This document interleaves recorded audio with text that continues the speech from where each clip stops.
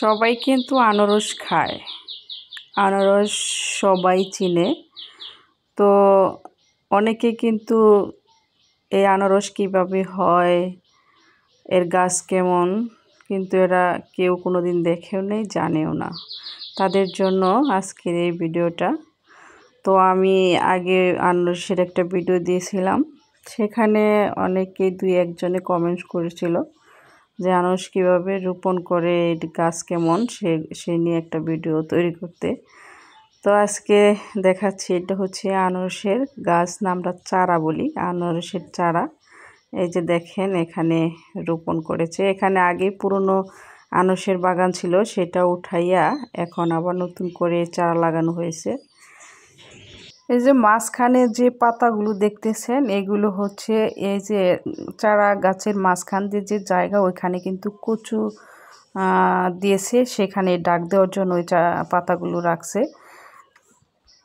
পুরাতন যে গাছগুলো ওঠানো হয় সেখানে কিন্তু এই চারাগুলো হয়, সেগুলো সংরক্ষণ করে তারপরে পুরাতন গাছগুলো উঠাইয়া এখানে চাষ করে তারপরে এই চারাগুলো লাগানো হয়েছে। দেখেন এই সারিবদ্ধভাবে লাগানো হয়েছে। আগেই তো বলেছি এই যে মাঝখান দিয়ে কিন্তু কচু দিয়েছি। এই যে সেই চারাগুলো, এগুলি যেখানে সংরক্ষণ করে রাখছে, এখনও আছে, মনে হয় অন্য কোনো এক জায়গায় এগুলো রোপণ করবে, এর জন্য রেখে দিয়েছে।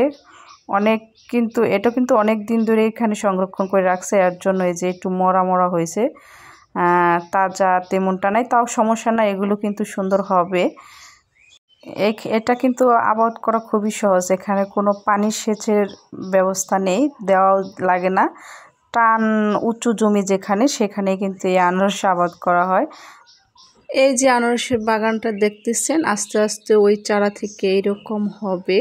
এখন এটা মনে হয় 18 মাস হয়েছে, এখন এখানে আনারস হবে, ফল ধরবে, এটা সময় হয়েছে।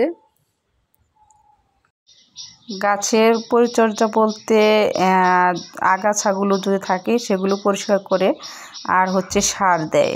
আর যখন আনারস ধরে বড় হওয়ার জন্য মেডিসিন, পাকার মেডিসিন, এইগুলোই দেয়। আর তাছাড়া বাড়তি আর কোনো কিছু, পানি সেচ এরকম কোনো কিছুর দরকার হয় না। শুকনো একবারে মাটিতেই দেখলেন না, আগের চারাগুলো লাগাইছি, আমি দেখাইছি, ওই শুকনো মাটিতেই চারাগুলো লাগানো হয়েছে, ওইভাবেই হবে, কোনো সমস্যা হবে না। বৃষ্টি আসলে যে পানি হয় ওই পানিটাই হয়, আলাদা কোনো পানি দেওয়া হয় না। এখন প্রায় সারা বছরই আনারস পাওয়া যায়। সে আনারস সেটা হচ্ছে জলডঙ্গি আনারস বলে না, ছোট ছোট আনারস, ওইগুলা। এই আনারস, বড় যে আনারসগুলো হয়, দেশি যে আনারস, ওইগুলো নয়। তো আজ এ পর্যন্তই। সবাই ভালো থাকবেন, সুস্থ থাকবেন। আল্লাহ হাফেজ।